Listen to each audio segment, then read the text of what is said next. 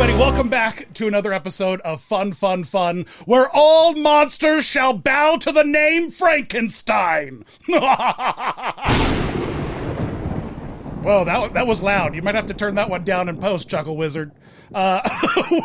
With me, as always, is my Chuckle Wizard, my one and only Nathan, who has a bit. Good prepared. evening, Daniel. I am no longer. I am Nathan, no you longer. sound different. I am no longer the Chuckle Wizard. I am now a fun pyre, full of fun. I give you fun with my fangs. So you're a Chuckle. You're a Chuckle Dracula? Is that what it is? Bleh. You know, it is I, a fun pyre. Bleh, bleh.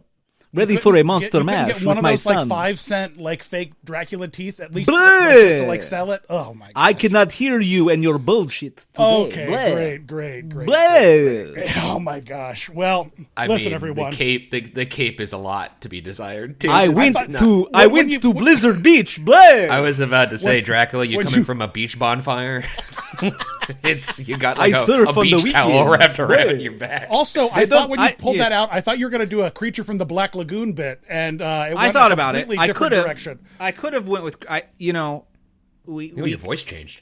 Well, puberty happened.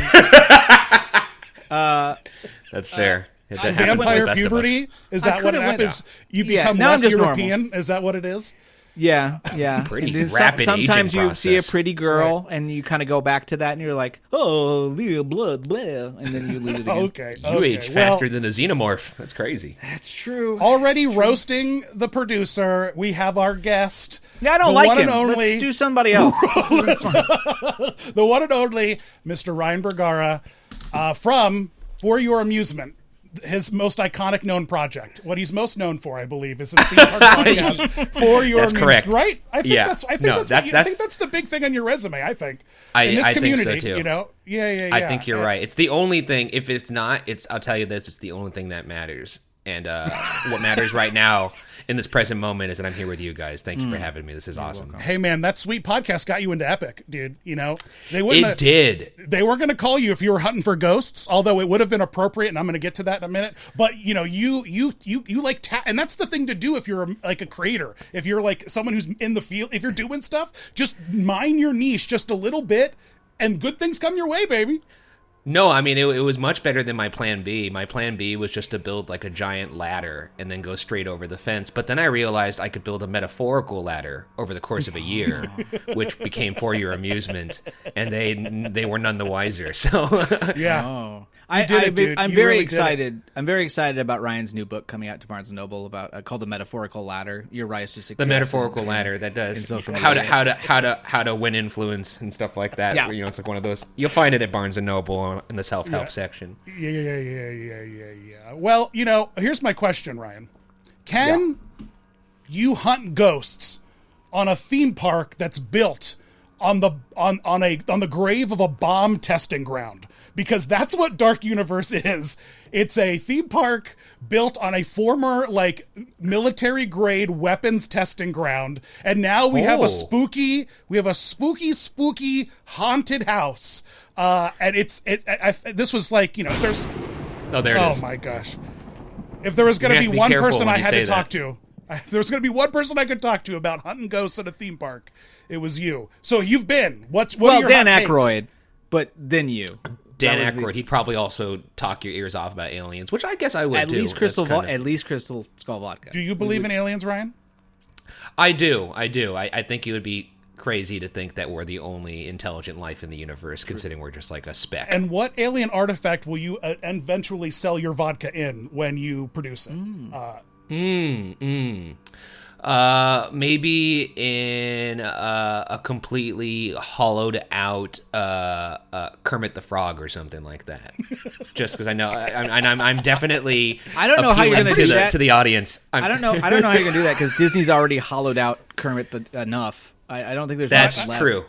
Disney, he was built hollowed out. There's an arm. There's got to be room for an arm to go with that. You know what I mean? Valid point. That is true. But we brought Brian here to crack the crypt doors of Dark Universe. Honestly, the best land at Epic Universe. It is like hot take. It's the best land at Epic Universe. Oh, it's the best land ride? in my. Or best world. They're gonna get you, Dan. Because when we went to we were that's at why the I'm not on media media event, list, baby. This is they Ryan. This is corrected why Ryan me. goes for free. I am here on behalf of Universal to try and tame the one they call Disney Dan. And you're the Danchurian candidate. that's right. I am the Danchurian candidate. I've been activated. You said land, and now it's time to go inside the net, buddy. Got to get in that net. It's very nice. You're alive in your net. The werewolf net? The curse of the werewolf net? No, the net for Disney Dan is actually just a full Kermit the Frog cosplay, but in fact, when you get inside of it, it just kind of magnetizes your wrist. Yeah, it's like cuffs. It's like those magnetic cuffs that Captain America was put in. No, it's definitely the best world. And then for anybody who doesn't know, I do hunt ghosts as my day job. On a show called Ghost Files, so I do know a thing or two about spooky environments and ambiance, and this world is full of spooky ambiance. It really is. You have the device that receives like words from ghosts, right? You have that device? Allegedly, yes, I do have that device. Allegedly in the sense that I do or not do not have. I do have that device. Whether or not, but allegedly is the words. Where do the words come from? Allegedly is where the words come from. Is what you're saying? They come from people who are. I do, but I mean, like, I'm never going to pretend like it's like exact science. So let's go to Epic on the busiest day. Get on Monsters Unchained queue when it's like at 3 hours, and we'll just slowly roam through the queue, looking and like waiting to hear messages from beyond. I think that's like the best use of our time, because that sounds great. Yeah, this is a good question. Do ghost grandmas come with you when you go on vacation? If they went with you to theme parks before?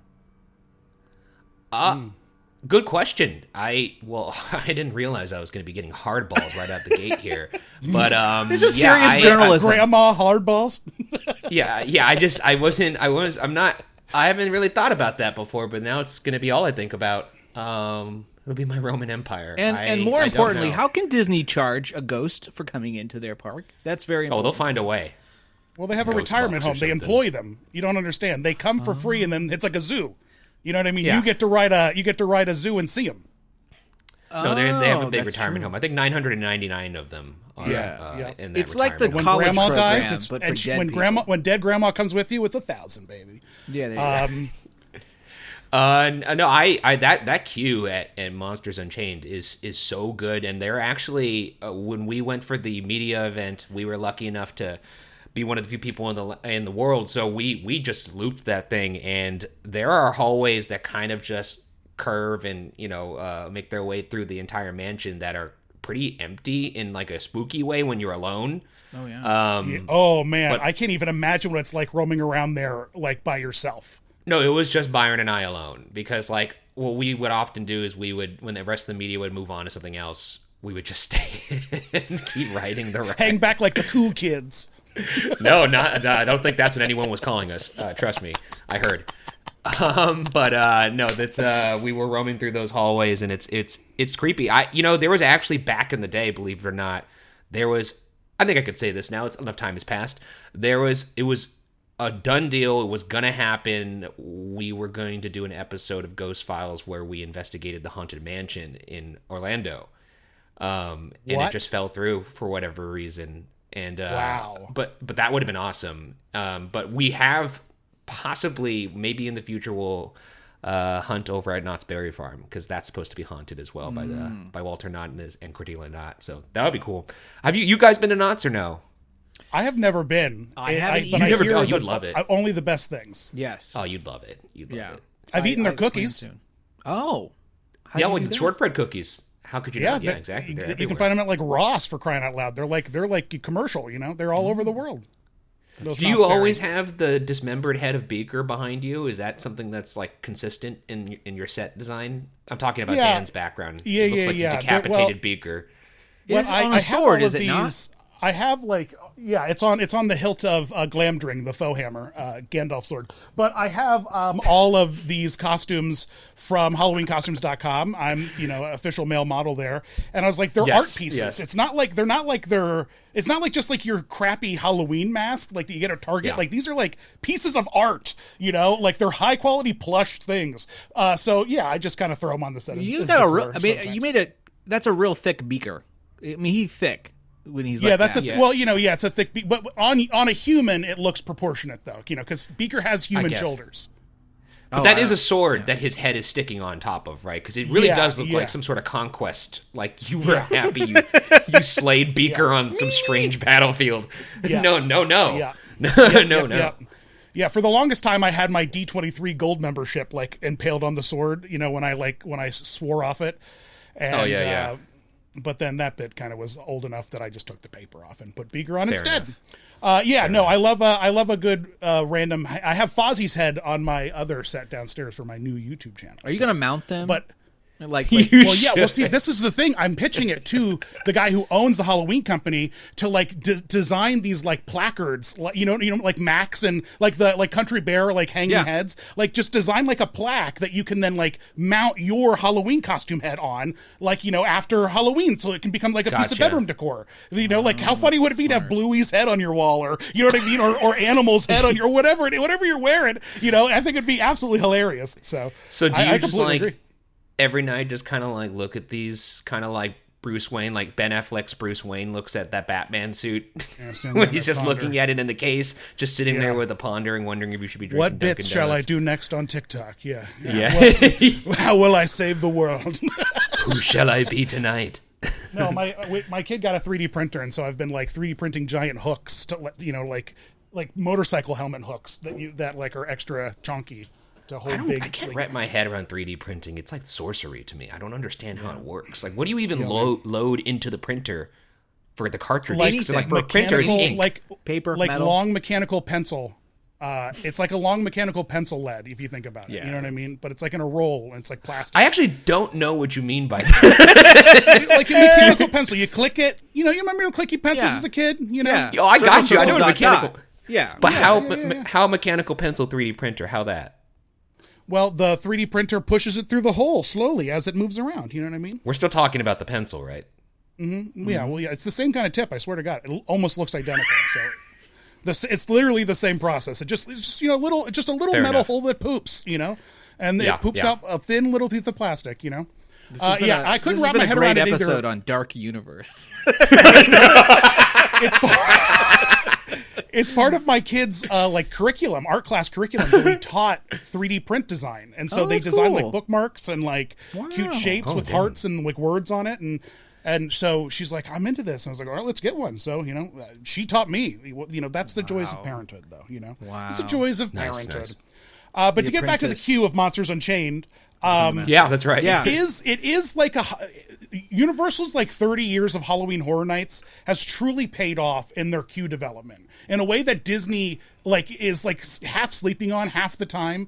I can't say that all the time, because the Avatar queue is amazing, but the Monsters Unchained queue feels like a horror house. Well, it feels like a horror house. There's a good reason that you like the Avatar queue and you like this queue, because I'm pretty sure same designer. Brandon worked on both. Sure, absolutely. There you go. Yeah. Friend of the podcast, Trader Brandon, iconic Imagineer and theme park designer, worked on this quite a bit. We'll have him on the podcast soon. For sure. He won't be able to say a thing about this, but yeah, we'll have him on. Ryan, you went in cold because you must have gone in cold because you were at media events before things got leaked. So you saw that spoilers. You saw the pre-show Frankenstein reveal. All of this was happening to you in the moment, cinematically. How did it hit you as you were moving through this thing? No, so actually I didn't see a lot of the queue for Media Day because they just had to skip the queue. Oh, that stinks. And I was probably one of the few people in that group that was like, hey, I want to stand in line because I want to see the details. I love queues. It's one of my favorite things about theme parks, especially obviously if it's a multiple hours long, it doesn't matter how good the queue is, it's going to be a miserable experience. But a nice 45-minute moving through it at a nice pace. It doesn't get much better than that. When you're talking about I say top that of the like line you cues. want to ride the ride when it's at 30-40 minute wait, because otherwise you won't get the story. Like you need time to walk through the queue of Monsters Unchained, because it is deeply like, otherwise you'll be riding the ride and be like, who are these people? Who are half of these people? No, and they do a great job of setting up the story. So like when I had like somewhat of an inkling of what the story was about. Like the one-liner, if you will. So I had an idea of what was going on even when I first got on it, but I was just so jazzed to get on it that it didn't even really matter to me. Like that first ride was like a happy car accident. It was a blur. I don't know if that was the best metaphor, but it was hard to remember. No, actually, I do think it's a good metaphor, because you do spend a lot of time like on your back, like out of control. So I mean, that ride is a significant. It's like a recline. You're on a recliner. You're still at the ceiling more than anything in that ride. I feel like. Am I wrong? No. There's a lot of. I mean, the most comfortable recliner moment in theme parks to me is still when you go down the attic to the graveyard and haunted mansion. It's the best, man. It's like a chiropractic adjustment. It feels so you good. can catch it's like a zero gravity chair. You're moving down. You hear like the statues and the ghouls singing. It's kind of a relaxing moment. Like I sometimes dream about getting stuck on that ride right there. Right there. And just catching a nice little crow. The one crow. Yeah, just catching a nice little snooze. But no, the Monsters Unchained queue, I did get to see it the second time around.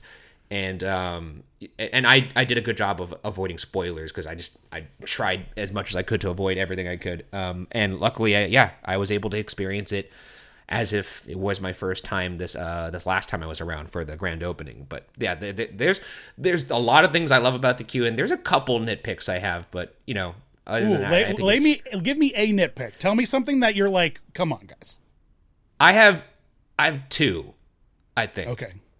One of them is really silly, and anybody who's familiar with 4-year amusement knows I'm not really the hugest fan of screens. But there's I forget which room it is. I think when you're in the found footage room, there is a faux window that's supposed to be looking out into the dark universe. You see like the Burning Blade Tavern and all that stuff, and it's just a screen. It's not a window. It's just like, I don't even know why they needed that. You might as well just have just left it be a wall, because like it wasn't fooling anybody, is I guess what I'm getting at. So I didn't love that. And then other than that, there were some. There was another usage of a screen that I wasn't too sure about, but I can't figure out actually how the effect is accomplished. So Which effect? I've watched it enough online. Maybe I guess. the Dracula bat, when it's like being electrocuted in that one like electrocution room. It's kind of got like, it's like a 3D effect without 3D glasses. It's similar to the effect of the Bomb Factory in Mario Kart. Well, what it reminded me of was my 3DS screen on my a little Game bit, Boy. Yeah. It's like Game Boy. You have to be in the right sort of like vision of it, but like it has that sort of like bizarre dual layered parallax that like gives you, It's cool. It's just like I don't know if that is better than just having a bat animatronic there that's getting zapped. Just because like I'm curious about how much of the distribution of certain screen or projection effects was a budgetary decision or an actual like vision that they were trying to fulfill, because now I remember the main nitpick, and this one definitely is something I was like, don't love that, was the I don't quite understand why they went with the projection face technology on Victoria Frankenstein in the pre-show room with Frankenstein, because in the ride she does have a normal animatronic she's a robot face. Yeah. Same with like Eigore too, and like everybody else is a full animatronic for the most part, but I don't know why they went with that strange projection face technology, because it looks really bad in footage too. Like it's pretty obvious. It doesn't film well. It doesn't lay well. And it's what's crazy is what I've learned is it's not like just a projection. I think it's like 6 projectors that are doing her face. It's following makes like sense. this animatronic. It's not a reverse projection like the Frozen heads or the Snow White 7 Dwarf Mine Train heads. This is like a forward facing projection. I have to imagine it's done because of to make it more expressive. It's the only thing I can think of. But but we're there. We know what an animatronic looks like. I know. Who cares? Ryan, it's the first thing I think of every time I get on it now. It's like, why did we do this? You know, because we have like a Hondo animatronic that's like in a pre-show that like everyone's like, oh, that's great, it looks good, you know, and she's an animatronic. Why? I don't know. She's literally 10 feet away from an enormous Frankenstein animatronic that walks into the room, and you couldn't give her a face. What's interesting is it's not frozen face syndrome where it's just like a dummy head. It is a articulated face that is moving. That's why I'm confused about it. It's like if it's turned off, you would see like just a fleshy face, like with eyes opening and closing, and like, you know, the cheekbones moving. So wait, the eyes are in the animatronic? I don't know if the eyes are. I think the indentations of where the eyes are there. But But her brows and stuff, like that's all there. Yeah, like everything that's moving on her face is and then the CGI is then like, you know, matches the mesh of how the face moves. She looks a lot like iRobot, that Will Smith movie. She looks very iRobot. She looks very iRobot. Well, maybe some listeners at home know why. Like it had to have been a design choice. It has to be budget. It just doesn't make any sense to me. But then again, they used about 4 of those faces over at Ministry of Magic too. So I maybe it is just something they're into right now. Well, you know, there is that whole possibility, and you know, when you talk to Kevin at Defunctland, he's completely rewired my brain how I think about like Imagineering and those teams. Is that like it feels like a tech that we developed to show investors, and then like we invented this thing in house, and now we gotta use it because we invested like, you know, $7 million in it or something, you know, and like it's to get our stock prices up or whatever it was that quarter. It's like now we have this tech that we developed that's not Disney's tech, it's our tech, and so it's like it has to be that kind of a thing. No, I think it's really the only thing about the queue and honestly the ride that I don't actually like. Everything else I think is like almost perfect. I even the screens that are used in the ride, they match well with the movement of the animatronics, or they're like it's a moving background in front of an animatronic to enhance it. Like, or even like one use of screens in the queue that I really enjoyed was the Frankenstein Corpse, and then there's the screen in front of it that's acting like an X-ray scanner, so you could see what his like bone structure looks like. That's like a screen that's like enhancing an already practical effect. So like that's the kind of stuff that I really enjoy. But when it's so obviously a projection or a screen and it's trying not to be, that's when it doesn't always land for me. It was really stoked to learn that Frankenstein is like an artisan like art piece that Universal bought from this guy. Makes sense.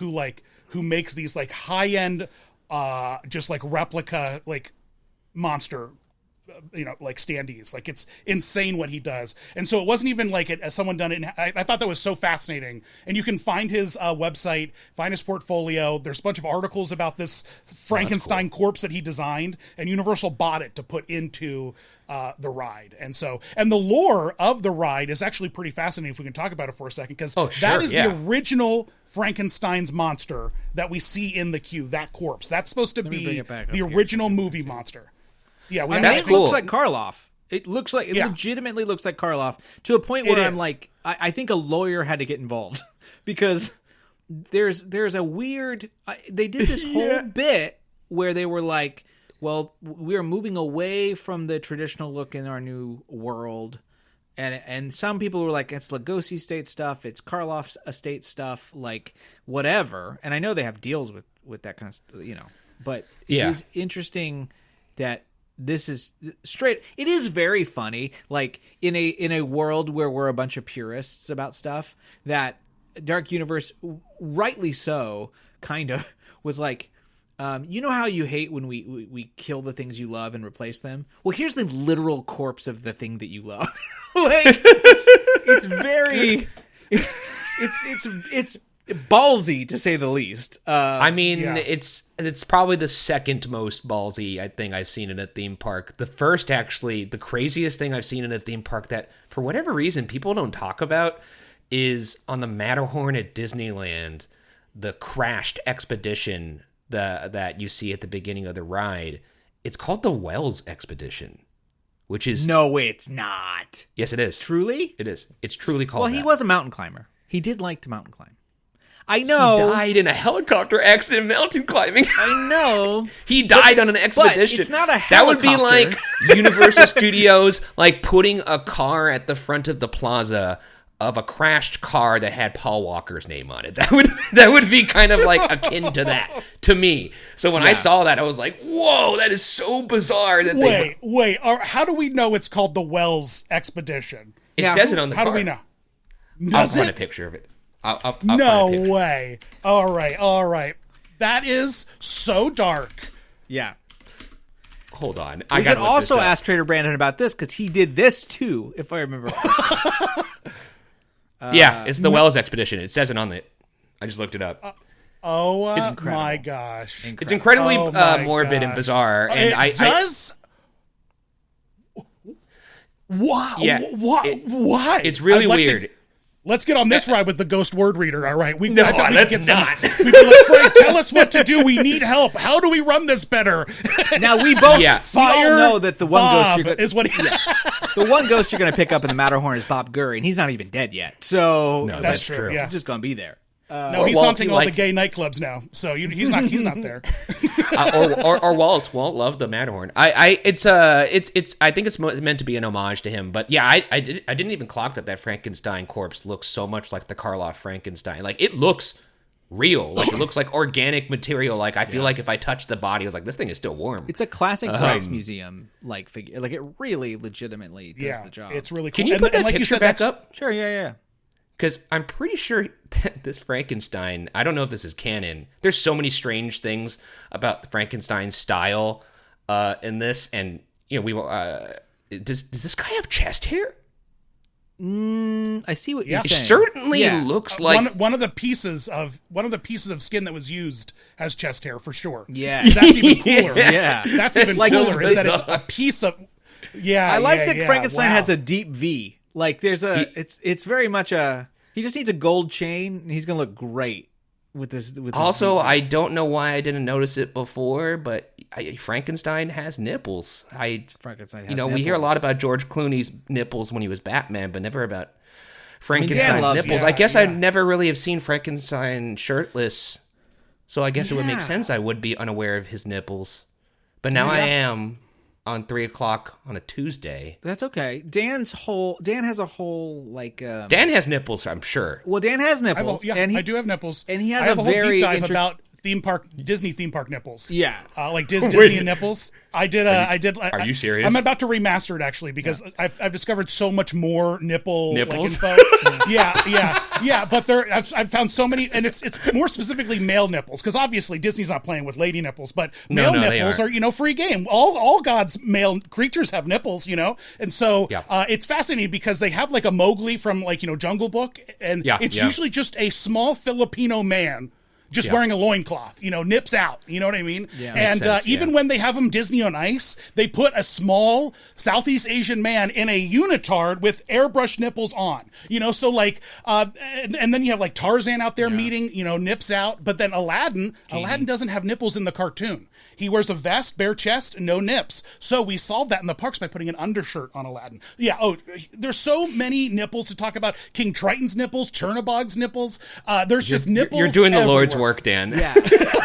All the nipples in Atlantis, True academia. Disney's Atlantis, they were all like themed nipples. Like That's even crazy. Hercules, Zeus's nipples were like Greek symbols. So yeah, it's great. There's Dan, lots of great is there enough nipple material lore now out there. for a universal nipple compilation though? Do we have it? I'm gonna have to look. Do we have gonna Isle have of to Burke look. nipples? Are there any Isle I of don't Burke know. nipples? I don't know. Okay. I don't know. I'm Well, sure now like some you- of those dragons have teats. The Dragons whole take story is time. about.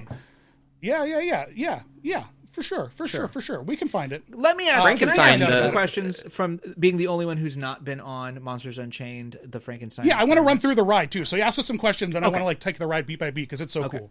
Yeah, for sure.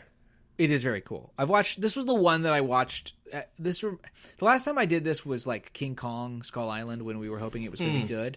Where it was like, whatever I you remember got, whatever comes out, I'm going to watch it. It's not going to affect my experience when I go do it. So I watched like the TikTok leaks and like finally we have these like robust, very well produced POVs, yeah. great POVs. So I've seen it all multiple times, and I also seen it multiple times exclusively because I'm a little boy and I get scared. And so, but I love Universal Monsters. But even when I'm on Harry Potter's Forbidden Journey, the closeness of things, my eyes just immediately go, gah. Like I can't, like there are photos that the one photo you get every time on Forbidden, I always have my eyes closed. I don't mean to, but like I've never seen the Dementors. The ride 100% addresses that. It 100% addresses that, and the scenes are all incredibly cinematic in an IMAX kind of perspective, in that everything is a little further away from you, but it's bigger. Excellent. They make everything like IMAX sized for you to like consume with your eyes. Would you say that, Ryan? That's actually a good point, because one of the things that's really cool about the Kuka arm system, which is what this ride system is, it's the same one like you mentioned on Harry Potter's Forbidden Journey, is that it does allow kooky for arm system. It does allow for a proximity that's hard to achieve otherwise. The thing that gets closest to that is probably how close you can get with like a trackless ride system, like when I went on Pooh's Honey Hunt over in Tokyo Disneyland. But yeah, you feel so close to these monsters, but like Dan said, they made the monsters huge. So that like ungodly big. They're all Shaquille O'Neal sized, minimum. Which is great, and why it's so funny that Dracula has no shoes, because his feet are just out to play and they're huge. I actually asked Gregory Hall about the feet, and he gave me a pretty funny answer about that. What did he say? I can't say. I can't say. I'm gonna die. I didn't intentionally mean to dangle that. You signed an NDA. You signed a foot NDA. Ryan got himself some Dracula feet pics, and then he was out. That's right. He showed me the good stuff. He made me say off the record, and I have to preserve whatever little journalistic integrity I have. If you ever want to refer to me as a journalist. Well, the ride. So let's talk about the ride for a second, because Drax. We can talk about Drax dogs till the cows come home. That's right. The ride starts. Eigore, Victoria Frankenstein's assistant, gives you a little demo of the arm and how it works. Let me stop you there. Is this the same Eigore as before, or is this new Eigore? Is this the same new Eigore? Spelled different. It's we're 150 years after the original Eigore. Yeah, but so Eigore, it's not the same Eigore. Igor, like, no, I mean, spoilers, people, but again, at this point, spoilers. But like, Igor gets it like absolutely ate by bats at the end of the ride, and then he's like, "What's up? I'm out. Like, I'm here in the land, like hanging out." If you watch, actually, if you like look out of the corner of your eye during that scene, he pulls the lever for sunlight right as they swarm him, so he does survive. You can watch him like kind of survive. He drops, and that's how the thing resets. It's because everything like falls out, and then the screen resets. You know, so interesting. Yeah, he doesn't die at the end. He doesn't. Well, in a world where immortality seems very possible, actually. Sure. Fun fact, canonically, right. No, it's not. It's new Eigore. Fun fact, canonically, the Bride of Frankenstein is the only monster that is original to her canon that's in Dark Universe. She is the original bride that survives the fire at the end of her film, and she goes to live on immortal, and her Frankenstein is the one in the queue that you see. It's the Karloff Frank. That's her monster. That's the one she's married to. The new Frankenstein is like her charge. Like when he's not around Victoria, she protects him because she knows what the Frankensteins can do and like how cruel they can be. So she doesn't trust Victoria, and so that's why like she hisses at him at the grand opening and whatnot. Like, and so she's like tries to teach him what like the real world is instead of like what it's like to be controlled by like a cruel like scientist. So in canon, the Bride of Frankenstein actually kind of gets with Karloff Frankenstein at some point, because if you've watched the films, of course, she kind of hisses at him and then everything explodes. And they're not really a couple. Which is also part of but people never watch those movies, so what is it? I'm just asking questions. If there's canon and lore, I'm trying to figure it out. No, you got to get. But like I flirted with her. I flirted with the Bride of Frankenstein when I was in front of her, because she's like, "Oh, Eigore, he's ugly and pale," and I was like, "Not like you. You're beautiful and pale." And she's like, "Thank you." And everyone's like, "Don't flirt with the lady in front of her man." And I was like, "No, guys, they're like brother and sister. They're not like they're not doing it. Trust me." So. Yeah. It's not like that. So anyway, you get on the ride. Eigore, you're going to the catacombs, the Tumicombs of the castle. Endless. like Chamber of Secrets style. Yes. And Eigore, a cool Eigore animatronic greets you, and he's like pulling the levers, and he's like, "All right, let's get going." Yep. And then who's the first monster you hit, Ryan? Do you remember? The first monster you hit is the Phantom. Hold on. First of all, I hate to say it, Ryan, but you're wrong. Second of Is all, it? You are wrong. You are wrong. Wait, who's the first one you? Oh, who's the first one you saw? There's a hidden monster. The hunchback. The hunchback. The first you see. Is in the bell. in the bell. Yeah, Oh, yeah. yeah. In the bell. He's if you don't know he's there, you don't see him. Like Yeah. because you don't think to look into the bell. Because my man Quasimodo is just a disabled person. I don't know why he's in this ride at all. I hate that he's part of Universal Core. So is the Phantom. The Phantom's also just a disabled guy. No. The Phantom got He's a super scarred. genius, but he's also Right, he got scarred. It's But Quasimodo's also deformed. Don't act like he's not a freak. not by says birth. it in the song. It wasn't I am like I'm deformed. the Phantom and I've been deformed by birth. Like Yeah, he said it in the song, man. He does it. Yeah, He but so says, is the "I am Phantom. deformed." Phantom was also deformed at He birth. follows it up by saying, "And I am ugly,"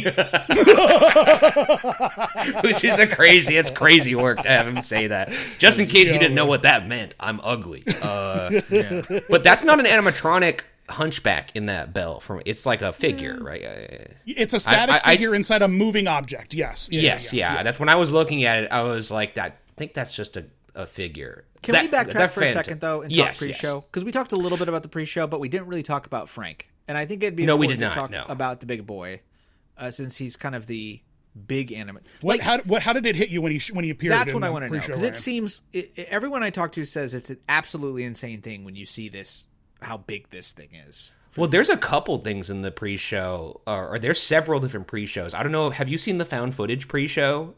It's really cool to hang out in that room for a bit and see like how each monster was captured. Yeah, it's a really cool little pre-show. Cool. Yeah, it's really there's awesome. a room where there's a projector that's kind of like statically like projecting like little clips on a blank wall, and it's like every expedition that she was on to capture each individual thing. And it's just these monsters killing a couple people first and then eventually getting captured. But like there's a great creature from the Black Lagoon one in there, which and it seems a little longer than the other ones, which I actually think is a precursor to the creature from the Black Lagoon boat ride that I'm pretty sure is coming, which I hope it is. But that's also the same room that has that fake window that pissed me off. But then you're not supposed to look at that window there. You're supposed to be watching the found footage. Right? Well, I looked at it. I wish I didn't, but you have to spend more time in that room, and I wish that they would show the found footage in like the other room that you go into that you spend a bunch of time in with the bat, because it's so much like world building for the ride. Like specifically the brides of Dracula that appear like in the ride, they're not as popular of monsters, and they are fully set up in that room. There's portraits of all of them on the walls, and like they're each captured in the found footage, and like with like having that, seeing that in the queue really sets up that they're in the ride. They like pop out of nowhere in the ride if you're not familiar with them. I kind of wish there was like some lower third on the found footage of like the creature from the Black Lagoon expedition, the Wolfman expedition. So you kind of like sets up which monster you're catching, because sometimes I think people need to be really like like they really need the exposition screamed in their ear. Yeah, so I think or like an Eigore commentary, Eigore being like, this is where we went after the creature, or something like that. That's a Yoda voice if I've ever heard one. Eigore and Yoda are related, trust me. Okay. They're in the same family. A similar voice. Energy? Yeah, they're in the same family. not same energy. Well, Yoda is a little stinker sometimes. But so is Eigore. He's cheeky. They're both cheeky. Oh, They're no, both he's cheeky definitely little a freaks. stinker. Yeah, Igor has a little bag too. So the Frankenstein room is right after the Bat room. The Frankenstein, when that reveal happened, I lost my mind. I was just like, that was one spoiler I had heard based on just researching online for this ride, was that they had some sort of patent for a walking Frankenstein, and I figured that was going to be on the ride. I did not think that was going to be in the pre-show, which is where it ends up landing when Victoria Frankenstein basically just spells out the whole storyline for the ride and exposition, which is nice, because like I do like that, because that's one thing I don't think Ministry of Magic does very well. Like it kind of just throws you into it and you're like, what the hell's going on? Right. But I completely agree with that, especially if if you don't get enough time in front of the elf in her office who spills out a bunch of no one, and it's not, if that room should have been like a everyone load in here, stop for a second, listen to her spiel, and then move on kind of room, because it literally sets up the ride, and if you're moving, you don't get it.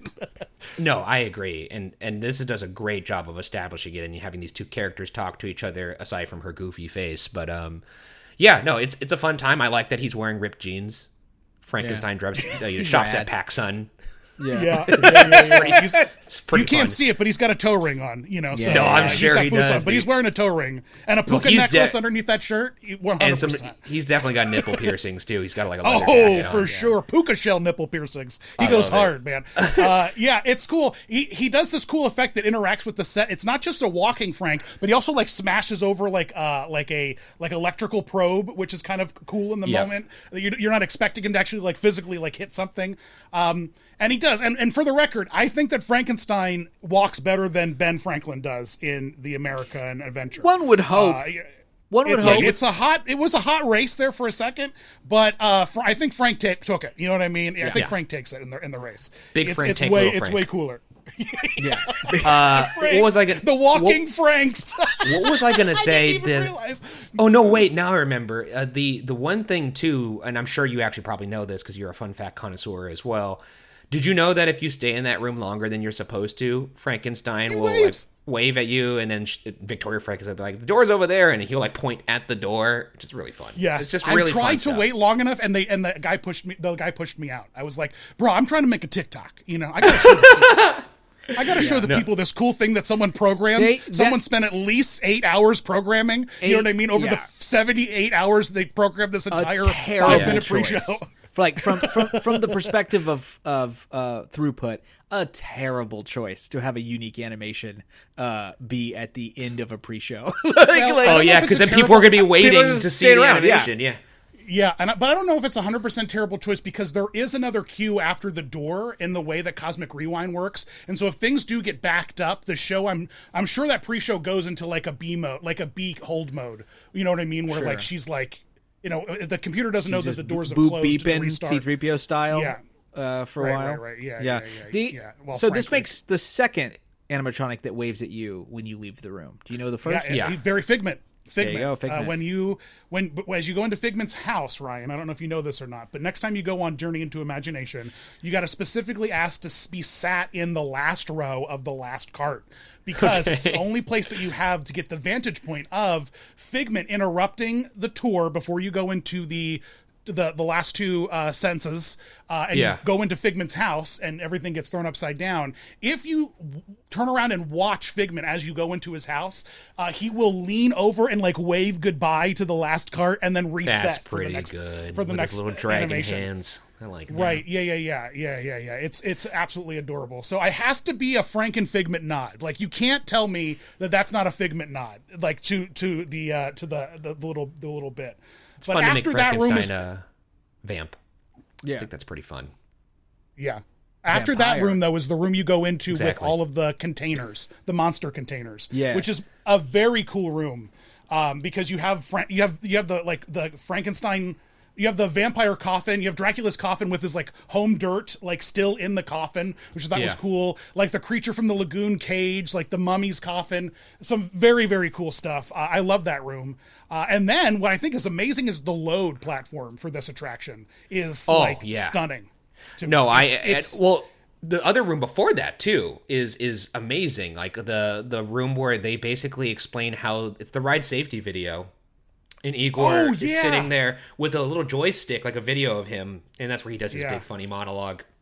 And the joystick is like corresponding to the movements of a like miniature vehicle, a miniature Kuka arm vehicle with like mannequins inside of it. And I don't know if it was like that when you went on, but there's one that's like on the floor, like as if they took it. They moved it. They took it away. Oh, they did. Dang, I knew that was not long because it was scaring. It was scaring kids. It was scaring. They're like, I'm gonna fall off the ride. That's the point. I think it's good to traumatize your children. Can someone explain to me what the hell you're doing on this big machine and what purpose you serve in this ride? Because you're just going on a tour.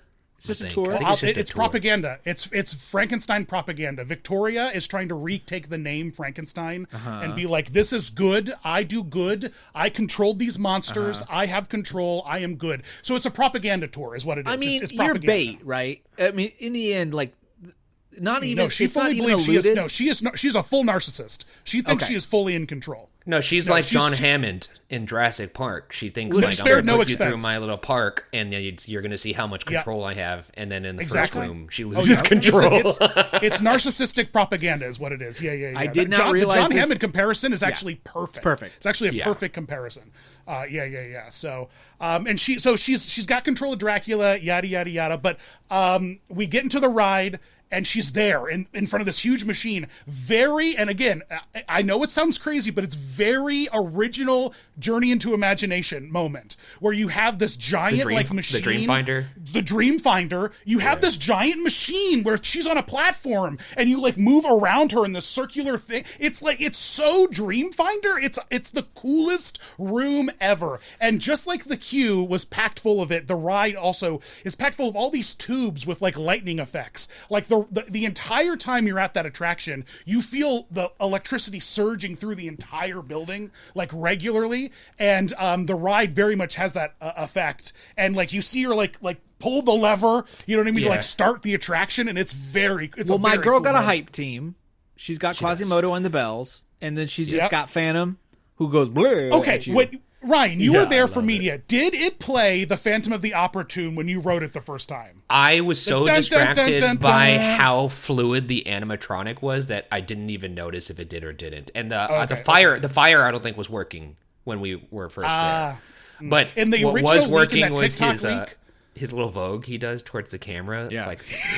Him when he does a little claw towards the camera. Yeah.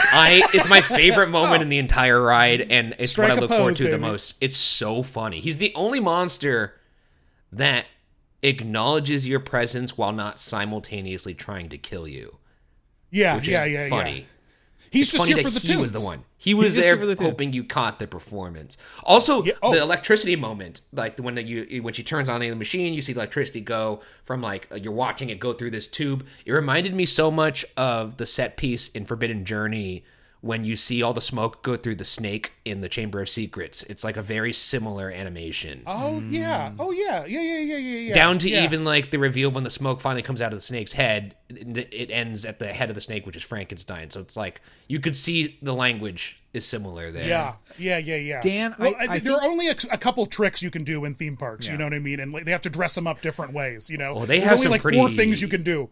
creative scares in this ride. They got some pretty creative scares in terms of how they turn your point of view and where your attention is, going from a screen to transitioning to you looking up, and now Wolfman jumps out of the screen to the ceiling above. You hear his footsteps. Do you think the ride is legitimately scary? Do you think that they did it? Do you think that it has legitimately scary moments? I don't. It's hard for me to say that because I don't really get scared by rides or movies, believe it or not, or even mazes. Oh, Ryan's I only so get scared. cool. He doesn't get No, scared. it's the ghost hunter doesn't get scared. Wow. No, it's funny because my entire career and brand is the scared guy, getting scared. In haunted houses, because being in these haunted houses is truly terrifying. It's one of the few things on earth that really does scare me a lot. But when it comes to themed entertainment, I just love it so much because I love the horror genre. It's my favorite genre. So it's hard to say whether or not the scares were landing because I was just applauding every time I saw one of these guys. I saw my guys. Right. This is a house full of my guys. Boys. Hanging out. But I do think there are some pretty legitimately well-timed scares, especially based on some of the reactions of the people who were riding in the same KUKA arm as me. So you hear lots of screams when you ride the lots ride. of It's screams. actually pretty cool. Dan, it's gonna scare the shit out of kids. All for echo sure. through the walls and stuff. Oh, for sure. Kids gonna be scared. Dan, I think the Phantom of the Opera thing.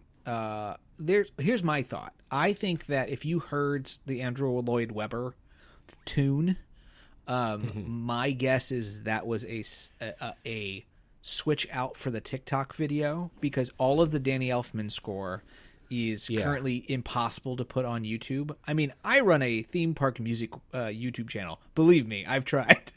Interesting. I bet you dollars to donuts. It was. They're like, well, What's we the got to name put of that something. YouTube channel? I gotta check that out. What's the name of the YouTube channel? Oh, theme. The themed oh my god, I'm so flummoxed. The themed what the hell is its name? I've literally lost my brain. The name of your own YouTube channel. Theme Park Audio Archive. The Theme Park Audio Archive. Yeah, my brain just stopped moving. Theme Park Audio Archive. Someone cares about the head thing over that to I YouTube. made. Where a guy who runs it, he doesn't know how to log in. He doesn't know how to upload anything to it. He doesn't know where to find it, but it's there. And somehow things keep popping up on it. I got one question for you about theme park music, just as a quick little tangent here. Do you think this ride has the best score in the park, or we can't count Hiccups Wing Gliders because that's just using test drive from the movie. So if we're talking about original scores, do you think this ride has a better original score or Stardust Racers? Oh, that's tough. Because Stardust Racer's score is pretty fun, too. I think the problem I have currently is that I've listened to the source of the Elfman score, but I have not heard Stardust Racers in source. It's always weird to try to listen to a roller coaster. And, without the roller coaster. Yeah. And so... Sometimes I'll be on the freeway and I'll play the Space Mountains theme and put the windows down. And it does kind of tickle the funny bone, but it doesn't quite get me there. Yeah. And it sounded weirdly sexual. It wasn't close, meant to be. I mean, that Giacchino, it's good. It's very good. He has a way of making those strings really reflect what the heck's happening on that track. And I think Stardust does a good job of that. The music cue at the end of Monsters Unchained when the ride is finished, the big finale sting, is so fantastic. It gets me so jazzed. Yeah, the guitar licks in Unchained are pretty great because they don't overuse the electric guitar, but when it comes in, it always really hits. And that's cool. Yeah. Oh, another detail about this room too before we move to the next room. One of my favorite details in the entire ride is in this first room you see what appears to be like a control box that has the names of each monster that she has in their respective cages. Right. And you see the red light on the Dracula one, which is just, to me that was like, oh, they're showing you the table of contents up front to see what monsters you're going to see, which is really fun. Mm-hmm. And Very it John also, Hammond again, by the way. I was about to say, furthermore reminded me of Jurassic Park and the Tyrannosaur paddock. It felt like we were on that same tour, and I was like, this is really cool. That's so interesting how much Jurassic Park coded this attraction is. I wasn't even thinking about that. It's basically that. And you know what's even funnier about it, if you want to go one layer deep, is in the movie Jurassic Park, and I don't think this is actually what influenced them to do this, but Jeff Goldblum, Ian Malcolm's character, says, because I think Hammond was saying well, every theme park when they first opened had trouble. Disneyland had trouble when it first opened, and then I think Ian Malcolm says, yeah, but the thing is, when the Pirates of the Caribbean ride malfunctions, the pirates don't eat the tourists. And I think in this particular case, it is literally a ride where the monsters are going to eat the tourists. And I think that's really fun. And what's really funny about that, John, is fun, the best part about that John Hammond quote, which is really says the wrong date. It says the wrong date. Yeah, 1956. Yeah. Oh, that's right. Yeah. So he doesn't even know what the hell he's talking about. Which is great. Yeah. I wonder if that was on purpose or if he just flubbed the line and they're like, it was by accident. The writers. It fits his character great. The writers haven't commented on it. It was by accident. They just didn't. They just didn't fact check themselves. They thought that was the right date. That's awesome because it just shows how little research this guy actually paid before he put paying guests in front of a T-Rex. For sure, it's incredible. It's incredible. It's absolutely incredible. But you move into the next room that is the Dracula Containment Unit. Essentially, it's it's the Stargate that's holding Dracula in place. Essentially, the DCU. Yeah. James Spader peeks out behind him. Yeah, it's great. It did an effect, but the second time I wrote it, when Dracula breaks free of her control, the room gets hot. Did you notice that? That's not the only thing that gets hot. They cook you. Yeah, well, his dogs are out, so I know his gripper's on full display. It's good. It's a good time. It's a really good time. I mean, piggies went to market. Let's just put it like that. There are a lot of piggies going to market in Epic Universe between him and that elf in Ministry of Magic. Yeah. Which is all the way home. Articulating. It's super strange. Yeah, that is weird. I don't know about the elf lore. I do know about the Dracula lore, but yeah, that's no, I didn't realize the room gets hotter. That's interesting. Yeah, when it explodes into red, that red it's supposed to be like his energy. You're supposed to feel like his energy exploding out of the unit. Now, which I think is kind of cool. What? Okay, so we haven't really talked about how the pre-show has B modes, right? Yes. But and which is basically you switch out either Frank's on either a TV or she's on a TV. That's basically the way it works. I assume the ride. I mean, from what we've seen, the ride itself does not have a lot of B modes. No, they have curtain mode. Yeah. Eigore is behind like. Is Eigore or Igor? Eigore, right? Okay, I always forget. Eigore, behind the curtain. I saw him on one of my ride-throughs on the grand opening, like media, like right the day before grand opening. He was behind a curtain. The control booth one. In the first animatronic you see in the ride, and that he was behind a curtain. Does that have a television, just in case? Because I think it did have a television. I think I was too like, damn, we didn't get to see that animatronic because it kicks ass. Also, another thing too about that animatronic that surprised me was in the pre-show room when he's showing you like what the arm system does. That's like a CG like animated, like an animated character on screen. Yeah. So I just figured, okay, he's gonna be animated the entire time. And so when I saw like a fully realized animatronic figure that looked like the CG character, that was really cool to me. But this ride, really cool to see him. Dracula was also in B mode. The final Dracula figure was also in B mode. We'll get to Final Dracula, but Final Dracula seems to be the be-all, end-all of B modes for this ride. Yes. It seems to be, which is shocking to me because it doesn't seem to have that much it needs to do. But no, I agree. Boy, howdy, does it B mode. We'll get to it. It's got to weigh a ton. That must be the only thing I could think of because it's overhead and it goes over the riders from my recollection. Yeah. So that has to be why. It might be a sensor thing. It worked for me on my last ride through. I had a perfect Monsters ride through, so we can comment on it. You got the Immaculate Show. That's awesome. I got the Immaculate Show, yeah. A lot of the other animatronics, a lot of the figures are static from like the Brides of Frankenstein. Like they're just on an arm that's rotating. The Creature from the Black Lagoon is a static figure. So there's a lot of like static. The Mummy, when he first reveals, is a static figure that just has a projection on his like when sarcophagus. Frankenstein has a bride on him, or when Frankenstein's monster has a bride on him, she was broken the first couple of times I rode, and that was just like, it's just Frank being toppled over by a bride. Like it moves fast. It kind of works. Yeah. And I would actually argue that the B modes might actually be in the programming of the ride instead of the figures themselves, because a lot of people have been commenting on certain times the ride will move differently and will move you through things differently.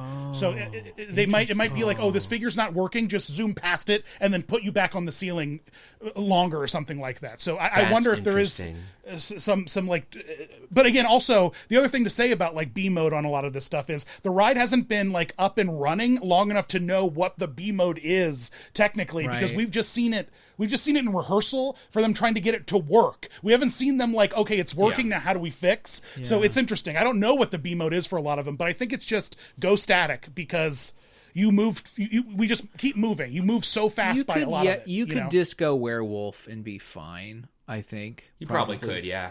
I think you could, yeah. That the first reveal, when the water comes out, that mixed with the water, you're already halfway home. I mean, in theory. In theory, do you think it's water, or do you think it's blood? I was at a Podcast the Ride live show this past weekend, and the crowd picked blood. The crowd said it was blood, but they were pretty split, and half of them thought it was spit, half of them thought it was werewolf spit, but the other thought it was blood. What do you think the liquid is? I'm glad those are the only two options when it comes to fluid. I will say that I think it's probably spit. My boy's in heat. Yeah, he seems pretty excited to see us. So I think that's split. That's probably spit. Though it would be fun to be blood. The last time I've ever heard of an attraction actually making the liquid have like a viscosity and texture of blood was apparently extraterrestrial back in the day. There's the rumors that was supposed to mimic blood, but who knows? But no, it's B mode is always fascinating to me in rides. Like actually, one of the first things I thought when I got off Ministry of Magic was like, what in the world is the B mode going to be for that ride? Like I don't know how they would even have a B mode. It's being closed for what? Yeah, just doesn't. Yeah, B mode is it's B turned off. Is what it is. That's gotta be it. Yeah, I don't understand how that ride functions in a B mode. But after that scene, Dracula sort of does a Walter Peck and opens the containment unit and lets all of the monsters out, and the monsters become unchained, if you will, and they start to go ham. And it's just a lot of Frankenstein and Victoria just like stopping the monsters from eating you, be it the brides, be it the werewolf, be it the creature from the Black Lagoon. Yeah. It's just a bunch. It's like a rapid fire sequence of Frank and Victoria protecting you. Well, let's not. No, and they underscore sorry, creature is all I would say about that. Like creature has nothing really to do. Have you been on it recently though? No. Has there been an adjustment? They improved the creature scene pretty drastically. And it's like they just make the reveal better. I'm not sure if he moves, but when I went to the media event, I talked to Greg Hall about that, and he said that was one of the things they were working on improving. So they're still improving. They and are finishing still working on things. Yeah, parts I've heard of it. That, yeah. And Creature was one of them, and I thought that was interesting that they would focus on Creature in particular because of all the rumors about the boat ride. Which it just makes total sense that would be a boat ride. Yeah, I think that the new programming brings you into the room higher, and you see like the tree branches. You don't, and then it drops you on them like you drop like on it. You drop on them, and then you get pulled back out really fast. There are two reasons too why they have you higher too. Fogs. Well, they don't want the fogs. They want you to be able to see the tree branches because are you aware of the Easter eggs that are hidden in the tree branches?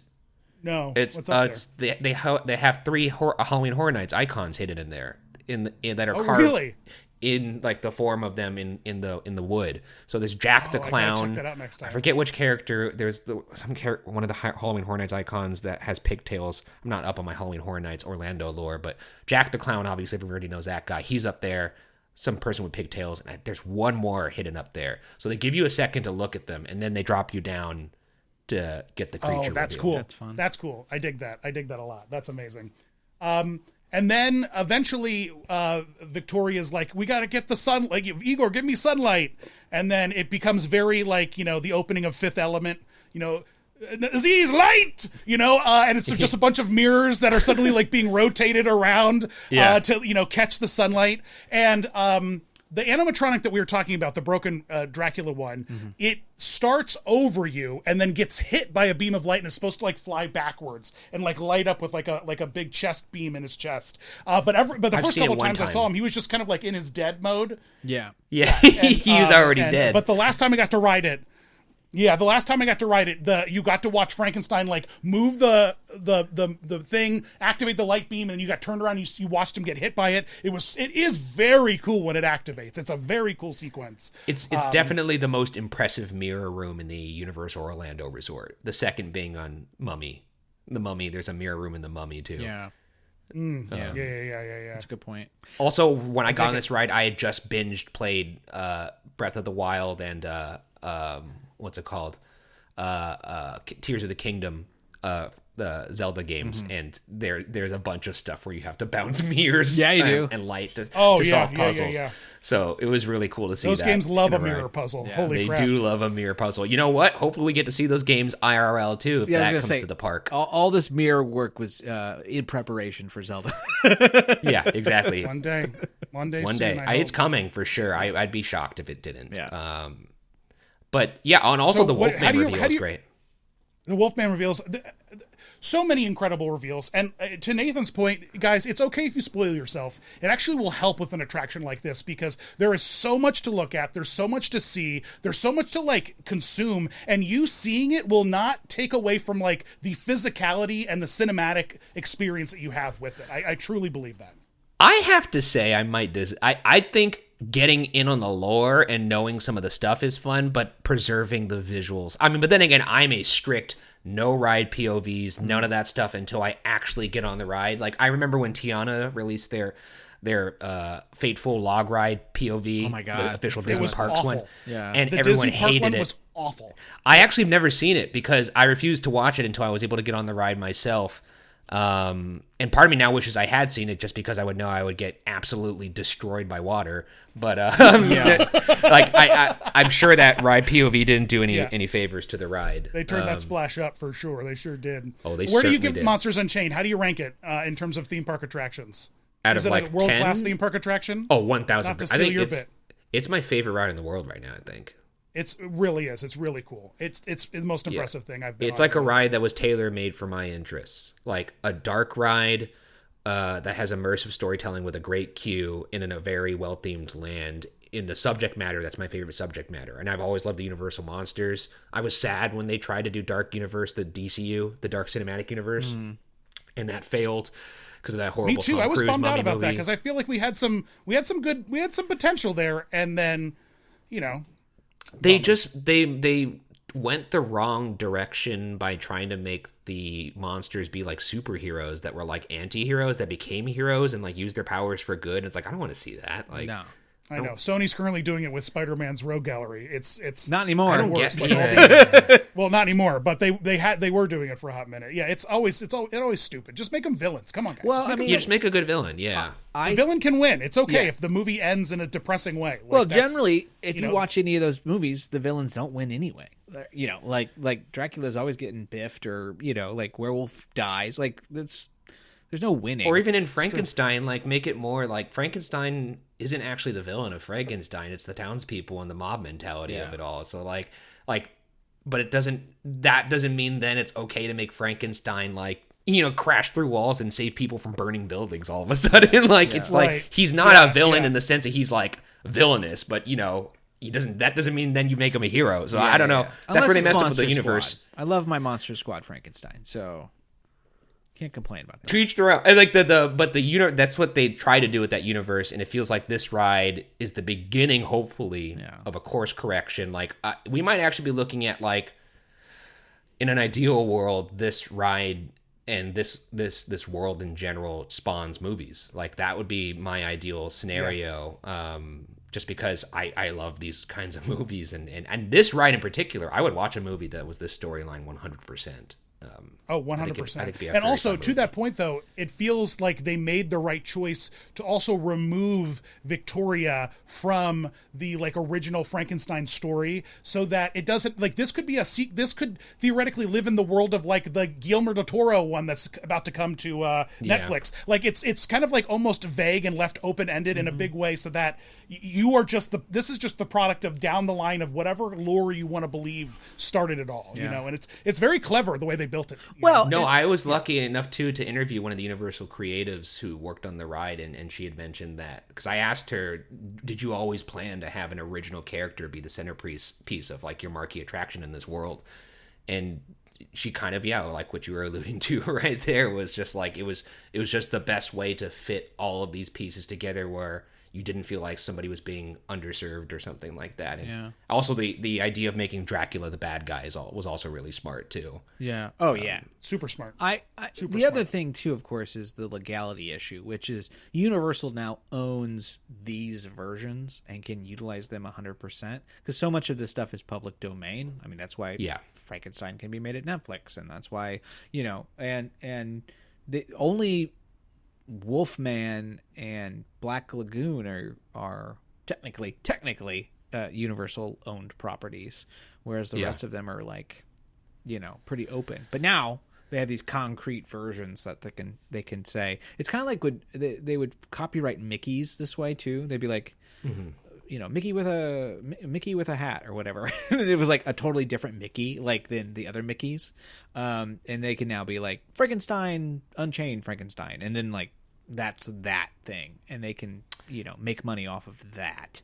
It's interesting too, because they own these characters and the interpretations, just all the different ones that have been out there already from themselves to begin with. There's a Wolfman movie that just came out. And they did Invisible Man as well, all of that with Blumhouse. So I'm curious what the next move is going to be, because I know there's always been that rumor of a Creature from the Black Lagoon movie being made, and I think that's interesting that coincides with a boat ride being made. So I'm starting to wonder if is that the first of what they're going to maybe a restart.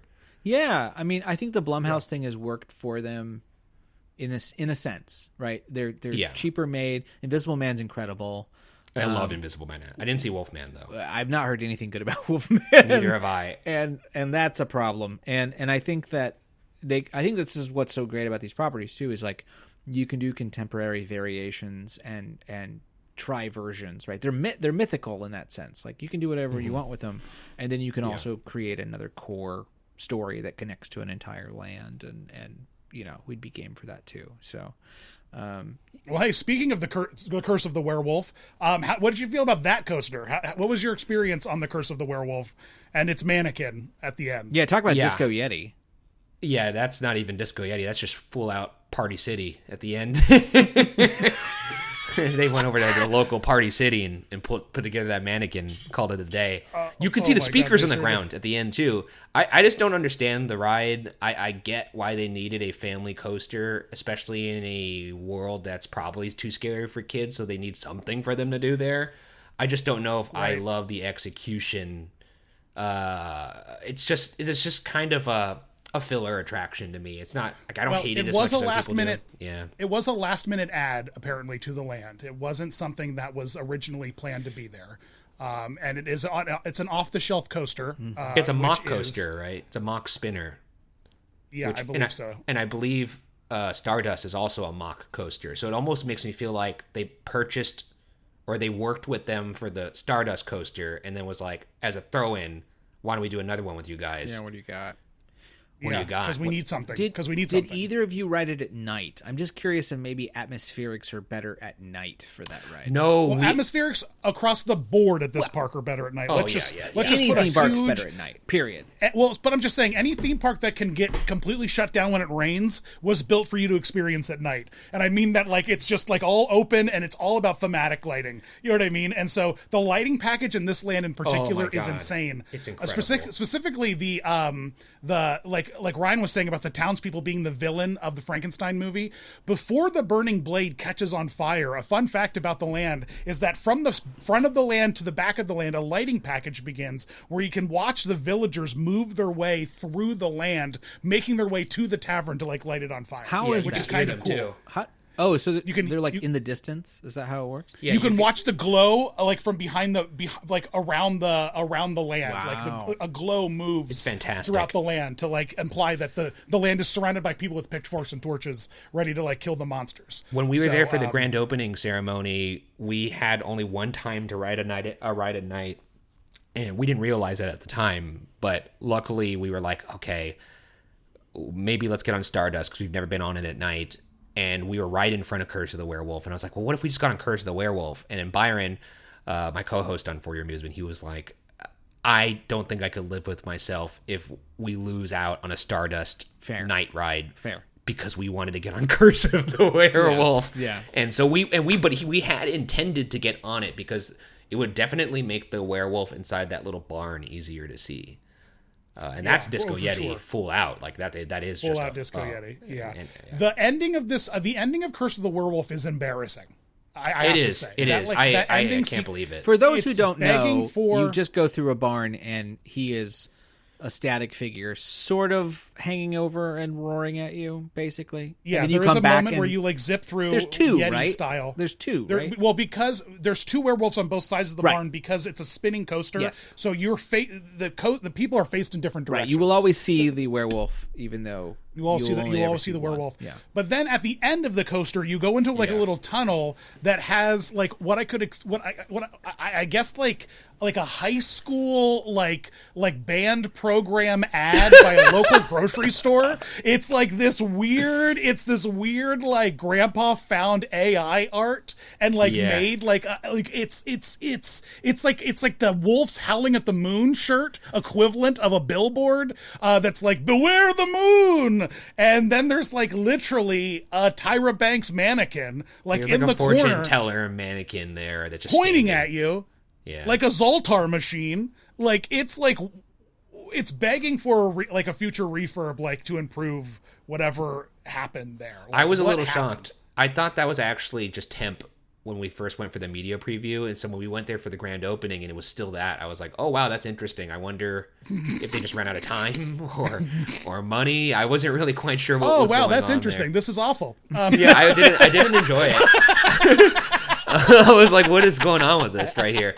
It literally looks like a Halloween Horror Nights decoration that they just moved from the warehouse, plopped it down, rough, that'll do for now. The tribute stores are themed better than the ending of this ride. Truly, what happened? Yeah, it's very clearly just not a priority for them. Look, if that's what needed to happen to make Monsters Unchained what it is, I'll take it. That's how I'm you know what, legitimizing actually, it in my head. I'm suddenly realizing that the coaster might not even be permanent. If it was like that last minute off the shelf sort of edition, it's the Universal is the kind of like loose cannon that would be like, this, you didn't realize this, but we put this here because we plan to just gut the whole back corner and turn it into something, a crazy indoor boat ride or something. Like, they don't have to gut though. They don't have to gut. I know they don't have to gut. I know they don't have. I know they don't have to. But you're making a good point here. It's not. But just to say that it doesn't even feel permanent, like how quick and cheap it was done. It's the kind of thing that's like, oh yeah, we're going to turn it into something else in 15 years instead of like the normal 40-year lifespan of a ride. You know, I think when they make the world bigger though, and they add that boat ride, it'll properly slot Curse of the Werewolf where it should be, which is like a C tier, almost like Astro Orbiter type theming, attraction. Bro? What about the theming? It doesn't make any sense that the coaster's in the world. I'll say that. It's just like weird that this like there's not even like an attempt to be like it's a machine that turns you into a werewolf. Like it's just like this is a roller coaster. Oh my god! You know what? You make such a good point that the entire lore falls apart at that coaster. There's nothing of course, about it that makes sense. It's the whole debate between Universal and Disney fans. My God, coaster tracks, visible coaster tracks. Yeah. What do they mean? And I mean, this is definitely one of those times where it just feels like a letdown across the board. This coaster, it's just not cool. They are modifying it though. I heard they're making bigger ride vehicles for taller people. Because apparently people are having a hard time fitting into it, not because of their waist, just because of the length of their legs. It's like it's like a child-sized coaster in a lot of ways. So they apparently are making bigger seats. I mean, that's what you get when you buy it off the shelf. I mean that's just that's what happens. That's what you get when you get off the shelf. 1,000%. Yeah. 100. They have that boat ride. I think will be okay though. I mean, like you just have to. I mean, I wouldn't mind them taking it out. Honestly, like I almost wonder if taking it out would be better. But it does add capacity to the park. Oh my god, put Eigore's teacups. I don't care. Like, give me something that's just like, all right, I need vomit for an experiment. You know what I mean? Like that would be so funny. Incredible. You know what I mean? It's like Eigore's. That's really funny.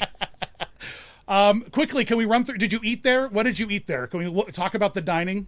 Oh no, we actually didn't get the chance to eat there. We did. I had a Frankenstein pretzel that was pretty fun from Food Good, the incredible quick service stand at the Dark Universe. Food Good. I love that so freaking much. Also, I love that the land sells Monster Energy drinks. You can get Monster Energy drinks in Dark Universe. It is an incredible. Also in Isle of Berk, I mean they're in the park, but like they're very prominently featured in Dark Universe, which I think is a genius. Yeah, Monster, give them a call. You need to do a Monster, like an exclusive flavor for Dark Universe. Well, there is a signature mocktail from the Invisible Man, his monocane, the potion that turns him invisible. It's a signature tiki mocktail. It's quite delicious.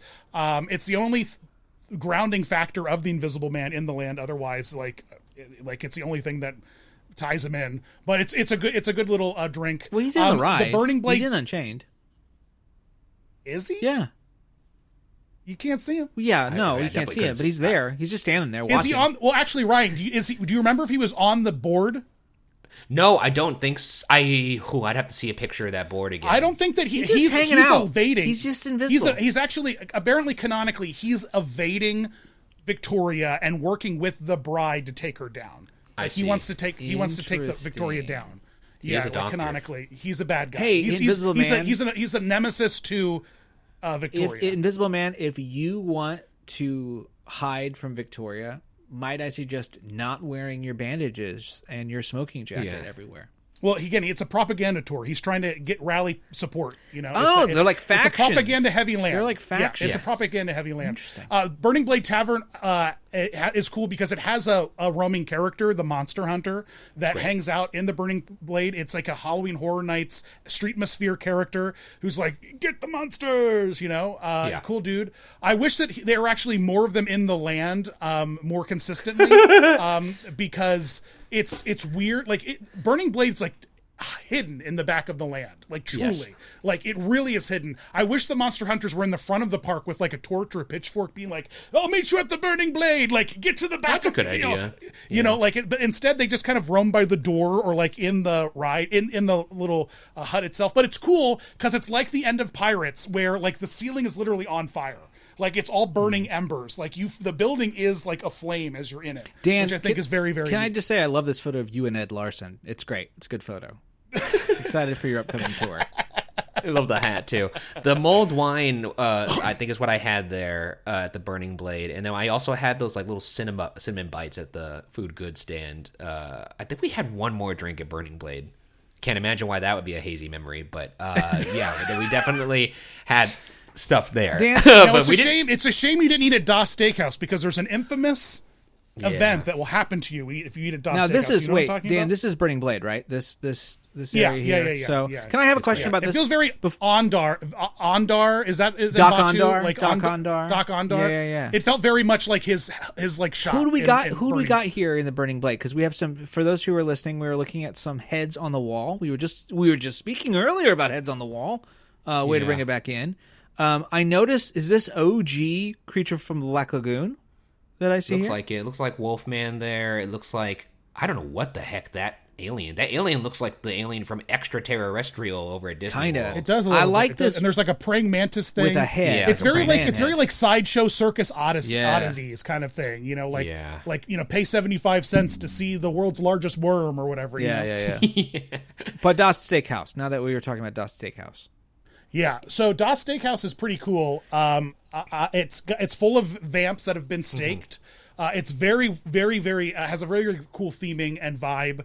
The way that Universal quick service restaurants work is different than Disney in that you have to order from your phone and you need a table. So you wait in line to get to an open table, then you sit down, scan a QR code, and can order your food, and it'll get delivered to your table. It's a little bit different than Disney, where you wait in line at a counter and then go.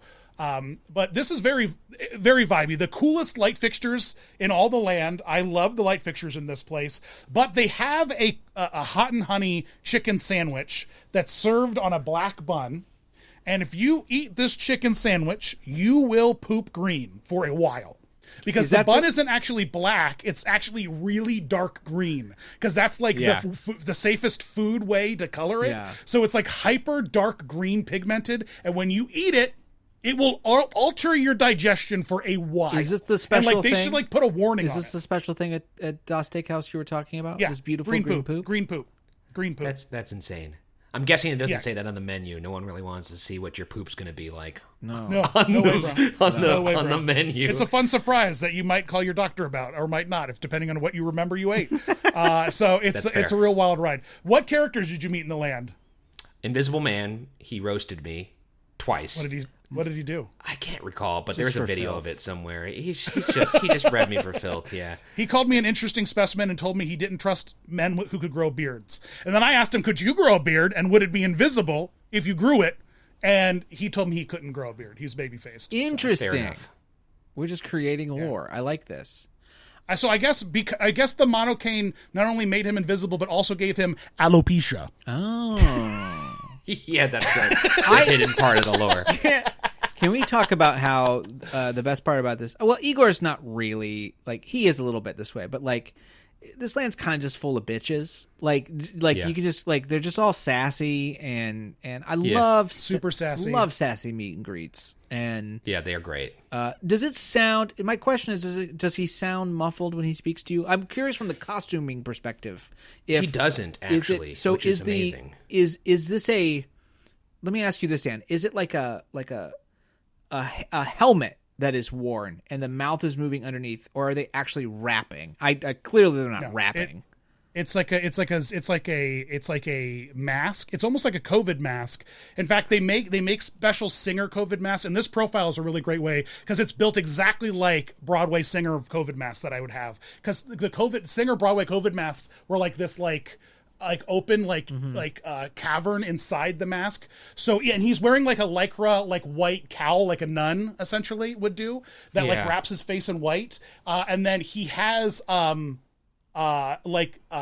glasses clearly wrap his face, but there's also like a lens built into the mask so that you really can't see the eyes, even if the glasses kind of move a little bit. That's amazing. It is all kind of hit, and it's not. I mean, he sounds like he's talking through bandages, but that's like fine. the point. Yeah. Like it's the point. It's not muffled. It's okay, but it's not muffled at all. No, not muffled at all. Did you run in with Eigore at all? No, we did not. No, did not catch that slippery guy. Man, this guy is like a bona fide Jungle Cruise skipper, dude. He is loaded with gags. He did like a full 5-minute bit about his like cart and all his specimens. It was truly incredible.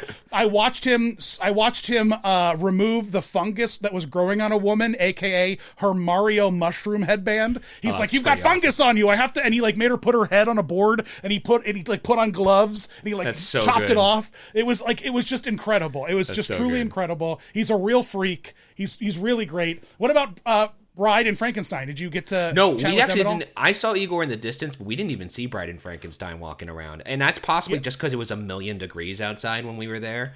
Well, they have like a little area that they meet in. They don't meet out in the sun. They have like they have that line. They have the line, right? There's a line. Yeah. So that line was huge. Line.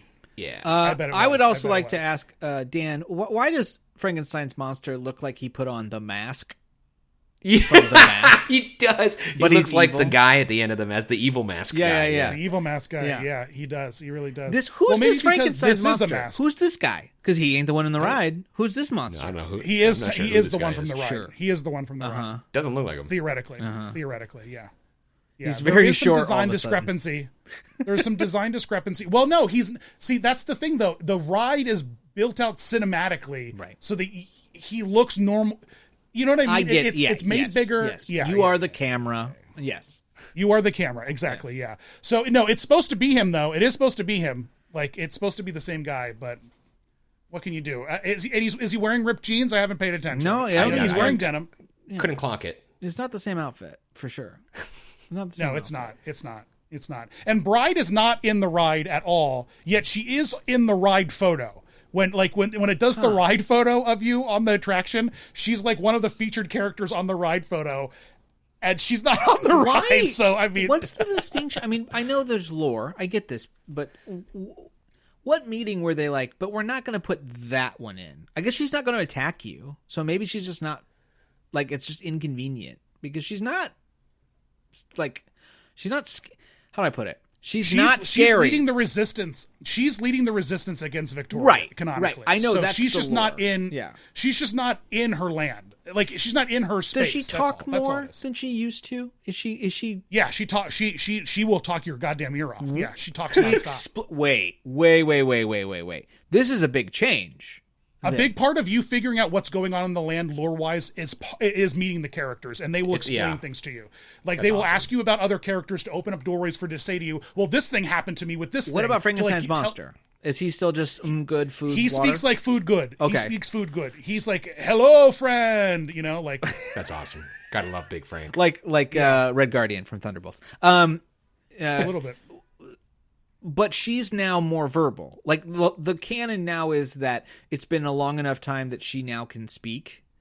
I guess because she wasn't. She was silent. I didn't write it. She was silent before this in interactions. In Universal. She was. So, is there a character from the ride that you wish you could meet, Ryan? The Phantom. The Phantom would be a home run for me too. I think he's such a funny guy in the ride. He is. Why don't we have a Phantom piano bar in the? Oh my god, it'd be amazing when they build the expansion on a Phantom piano bar would truly be incredible. Dueling Phantom pianos would. I want a popcorn stand called Phantom of the Popera. If I could have that. That's not bad. No, it's not bad. What about the on that note? I do have to leave pretty soon here. But, okay. Well, the last thing I have to ask you for is the monster makeup. Will you do it? I'm gonna do it at some point. I thought about doing it when I was there. It was just so hot that I was like, the last thing I want. What monster will you get dressed up as? Oh man, they have a Frank, Drac. Yeah, Drac. Drac. It's fun. It is pretty good. It's fun. Now, what's your hot take on not being able to drink after you get the monster makeup? Because your face doesn't match your photo ID, so legally, Epic Universe can't serve you alcohol once you've done the Monster Makeup Boutique. Are you aware of that? I am not aware of that. That's incredible, though. Because when you look like this, you cannot drink a Budweiser. I'm going to have to pre-buy my drink before I get Dracula. Yeah, or have a friend buy it for you like you're 20 again, So that's exactly true. Well, Ryan, thanks so much for coming to talk to us about Epic Universe. Of course. Sorry I had to ghost... It's all good. You had a ghost. Did you get to try the exclusive? Did you get to try the exclusive Coke flavor, Screaming Berry, at Epic Universe? No, we didn't get to try that either. Like, it's like Byron and I really focused on like the shows and the rides, and then we interviewed a lot of the creatives when we were there. So like, there wasn't a lot of time to do food or drinks. Well, let me tell you what, you didn't miss out. Screaming Berry is the worst epic exclusive flavor. It tastes like cough syrup. It tastes like Igore's Experiments. It's disgusting. It's foul. You didn't miss out, Ryan. Okay, well, that's good to know. Thanks for coming on. I know you have to run. Listen to For Your Amusement podcast, the thing that Ryan is exclusively known for on the internet. The only thing that he does, the For Your Amusement podcast. No, but thank you guys for having me. This was super fun. Yeah, man. Thanks for talking to us about Dark Universe, the greatest land, the greatest theme park world, not land, the greatest theme park world that was ever built. World indeed. And you've been great on For Your Amusement every time you come on. So glad to repay the favor here. This is Ryan. Where can people find you online if they don't know where to find you? YouTube.com/@FYApod or YouTube.com/Watcher, which is where I do Ghost Files. Or my Instagram is @Ryan Bergara. You do other things other than the For Your Amusement podcast? I do. You do Ghost? I'll have to Google Ghost Files. Never heard of it. I'll have to see what it's about. Yeah, you look it up. Yeah, Watcher? It's a fun time. It's a fun time. I'll have to see what that is. Yeah, it's fun. It's fun. Maybe you'll like it. Let me know. No, I'll see. But this was great, guys. Well, Ryan had to run because I had technical difficulties and pushed our recording time, but I teased it a little bit with him. We got to do some fun and tell, Nathan. You know, we have to do some fun and tell. You know, but Ryan had a fun thing where he's like, you know, here's a fun fact for you, and I think that maybe we should do a fun fact a segment. We might need to do some fun facts. I don't know what that is. We don't have, but I'm just going to pitch a segment. I'm going to ask ChatGPT to just give me a fact real quick. Give me a fact, and let's see what we get.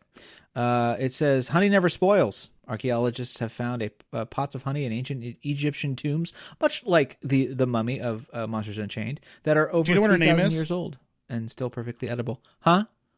The Monsters Unchained mummy. I think her name is Amun-Ra. Amun-Ra? Maybe. I don't know. But they have honey, just like Winnie the Pooh. So now you know. Well, I actually did know that fun fact, and it's why I never throw honey away, because I'm like, well, it's not spoiled. Yeah, it can look grody, though, and you got to like rework it and make it like nice and not sugary weird. But I can do it. I can commit. Well, I think if it does that, I don't think it was real honey though. Oh, this is a very good point. Yeah, there's a lot of fake honey out there. Yeah, that's marketed as well. It's like honey with additives, you know, to make it thicker and juicier. Yeah, thicker and juicier honey. But to continue my epic series of fun and tell, the Screaming Berry freestyle flavor was truly atrocious. Yeah. Now, a lot of people are saying to me that I did myself in by drinking the zero sugar version, the artificial sweetener version. Yeah, maybe. Now, but listen, let me just put the line in the sand right now. The full sugar versions of sodas taste weird to me. Like, they don't taste good. Mm-hmm. They leave my mouth feeling weird. Yeah, of course. Yeah. Like, it's not a fun experience. I am off of that flavor profile train. If a restaurant doesn't have a Diet Cola, I'll just drink water. Like, I don't, like, it's not like I'm drinking do you mind an aspartame? Do you mind a diet, or are you more of a Coke Zero guy? No, Coke Zero is my thing, but I don't mind. Yeah. I don't mind a diet. It's fine, but I like the Coke Zero sweetener. I can't remember what they use. It's not cancer. They use cancer. It's a different one. Problem later, but but like, that's the profile I'm on. All right, that's the sweetener profile I'm on, and Coke made it so that I can press a button and drink it. So they tested it. Don't tell me I'm doing something wrong. They're selling it. Yeah, they're selling it. You're absolutely right. What do you mean I'm drinking soda wrong? So anyway, that said, it is truly disgusting. Like, I drink the zero sugar Barks with all the different flavors, the zero sugar Powerade with the flavor. Like, I love a Coke Freestyle machine because I can zero sugar anything. And so it doesn't ruin any of those flavors for me. So one might argue that it's not the zero sugar, it's just a crappy soda flavor. Yeah. So yeah, it didn't do it for me, man. It did not do it for me.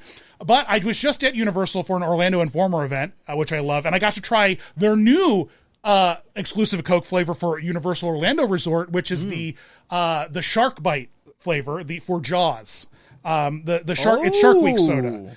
it's a new period in soda. It's Shark Week. And so it tasted great. It was essentially like a dirty Shirley Temple. It's like a Coke Shirley Temple instead of a Sprite Shirley Temple. I love and that. It was delicious. Unlike Screaming Berry, which tasted like cough syrup, bro. It tasted awful. Like as soon as I poured it, the whole area smelled like cough syrup. It aerosoled into like violent. No, thank you. A violent weapon. So No, not for me, man. What are you doing for fun though, buddy?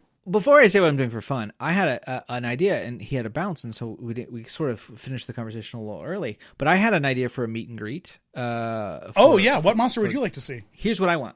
I want Dracula, and what I want is I want him all Hannibal Lectered. I want him full I want her to come out. I want Victoria Frankenstein to come out Dracula and see here I have Dracula, I've conquered Dracula, and I want to get pictures with a Dracula that's pissed that he's like in a thing, right? And like I want him to like be mean and yell in a mask thing. The question is, would she be able to roll him out? It'd have to be a building because she can't come out during the day. Ooh, this is a very good point. This is a night exclusive meet and greet. Right. And also I think that it would canonically mess with the ride if you could meet him, don't you think?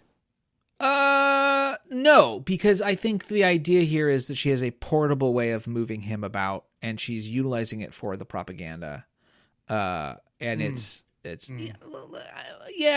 be fudging a little bit, but I think it'd be fun. Okay, let me counter. Let me say, what if there is a vampire meet and greet like that's added to the Das Steakhouse that is like a vampire that's been staked to the wall but not done yet? Excellent. You know what I mean? And so he's stuck there. Yeah, he's stuck there like the princess meet and greets in like Fantasyland. You know, like it's a little room that you go in and you have to like wait in the hallway. There, and he's like, and of course the guy just puts his like head in, and so it's just always it's just there. a guy standing into a cavity. Yeah, and you can switch out people with his arms out, and he's trying to get you, but he can't because he's like truly like pinned down. Yeah, and then it can be whoever. It can just be whoever. You know, it's just be a generic body. I like that. That would be fun. That would be fun. I thought you were going to suggest that a person that they do a special effects type mini show where they bring out a vampire in daylight and then smoke him. Smoke him. Dang. Well, there is one over by the bathrooms. There's a vampire like outline where a vampire got smoked. I thought it was an outline from like the Creature of the Black Lagoon blasting someone with diarrhea sitting on the bench because that's what it looks like, you know. Well, the green poo. Yeah, the green poo. It's infamous. It's infamous. What I'm having fun with currently is I just started listening to a new audiobook, which is The Last Action Heroes by Nick de Semlin. I'm probably saying his name wrong. Sorry, Nick. But The Last Action Heroes, he also wrote a book called Wild and Crazy Guys, which was all about the emergence of the SNL standouts in the 70s and early 80s. So this is not canonically in the world of Arnold Schwarzenegger's The Last Action Hero. No, The Last Action Heroes is all about, and I'm looking at the picture now, it's all about, goes through like mini biographies, and just like Wild and Crazy Guys, sort of mini biographies that then intertwine as they get to be in projects together and do different things. But it covers Bruce Willis, Arnold Schwarzenegger, Jean-Claude Van Damme, Chuck Norris, Steven Seagal. Oh, interesting. Dolph Lundgren, Jackie Chan. Oh, wow. So they're biographies that merge, you're saying? Yeah, I mean, each one starts out with a chapter about the person's sort of origins, and then it talks about, in the introduction, about how like Stallone and Schwarzenegger for a long time had a rivalry, and they had to walk into rooms very much The Rock, Vin Diesel. Vin Diesel, yeah. Yeah, very much. Also all manufactured just out of ego and like hype. Yeah. You know what I mean? But it's let me put a cherry on top of this book, which is that the audiobook version, which I'm listening to, is read by Who's it read by? Bronson Pinchot. Of Perfect Strangers fame. But Bronson Pinchot, unbeknownst to me, is considered one of the great audiobook readers for fantasy and stuff, mostly. Like, really? He's like legitimately a very good person at audiobook reading. And so I'm enjoying listening to him, kind of discuss an era that he was very much a part of. Like, and I don't know if you read Wild and Crazy Guys, but he worked with Eddie Murphy, Beverly Hills Cop, yeah. right? Yeah. Oh my gosh. So real he's perfect fun for this book. Oh yeah, so fun to listen to Bronson Pinchot. He's very good. I imagine he's sad that he doesn't get to do accents because it's really weird to hear someone say. And then Arnold Schwarzenegger said, "I believe in bodybuilding." Is it like not doing? I believe in bodybuilding. Like you just want to immediately. Yeah, hear. It's almost like you should have got the book. If the book audiobook producers really cared about us, they would have got voice mimics for like the Stallone lines and stuff. Oh yeah, absolutely. But that's what I'm having fun with. You're not having fun with that soda. Are you having fun with anything else? I know that wasn't technically fun. I replaced that soda with the shark soda. Oh, that's true. That's true. Very well. But I did have very fun good. Very good. I did have fun with it. It's good. Stay tuned to check out my my TikTok for. I guess we have to do a Muppet Vision episode soon. We do. I was there for the closing of Muppet Vision. Yeah. So we gotta talk about that. Yeah. Maybe bring Alicia back. You decided to become the heel. It was incredible. It was being the heel is very Muppet forward. I think it was a very Muppety gag to be the villain, to like show up as the villain. If you would have came as Hopper, that would have been the only thing that would have been better. Because no one would have recognized me. No one would have. You would have brought frog legs.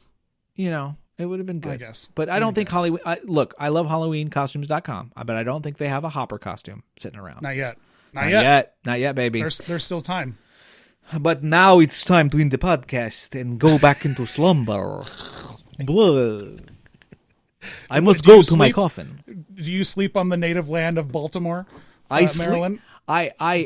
I am not that close to Baltimore as I am on the Delmarva Peninsula, but I can fly there, bat style. It's funny. I met that Dracula at Orlando Informer. They had him out as a Streetmosphere character. The original, the OG one they used to do. Or the OG one, and very soft spoken. And I asked the attendant, I was like, "What happens if I ask him about his feet?"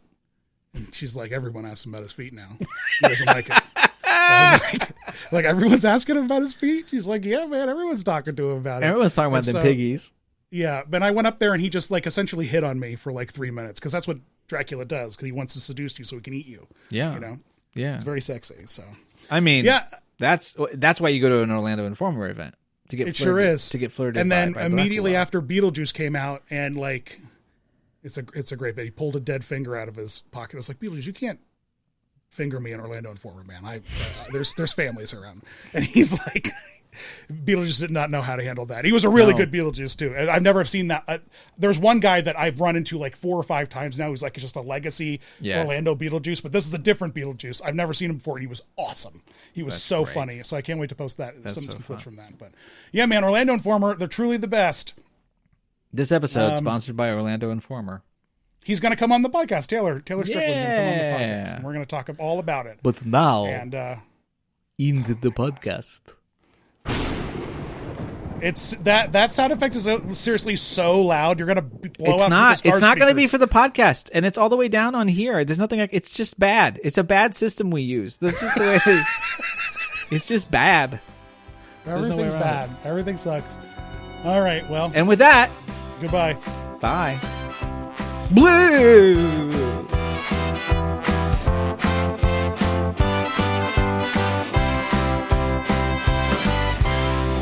This has been a production of 710 Media.